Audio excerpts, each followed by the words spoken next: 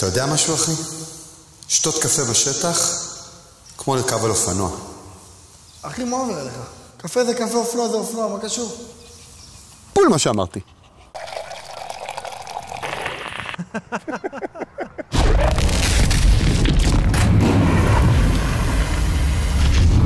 רכיבה היא שילוב של הרבה דברים. תחושה של חופש, ערנות מתמדת. כל הגוף משתתף ברכיבה, בכל פנייה, בכל סחיטת ניצרת ובלימה.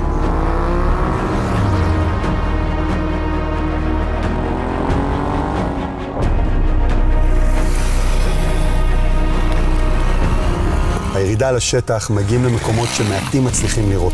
יש פחד מאיבוד שליטה, והוא רק מגביר את ההנאה.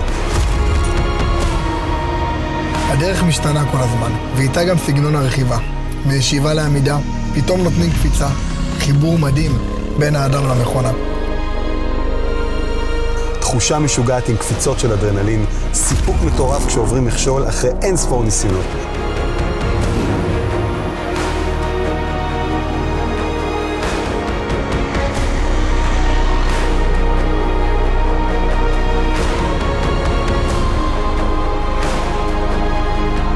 ועם אדוונצ'ר אפשר לעבור בכל דרך שרק תבחר. והחופש הוא מתחיל כבר מהרגע שיצאת מהבית.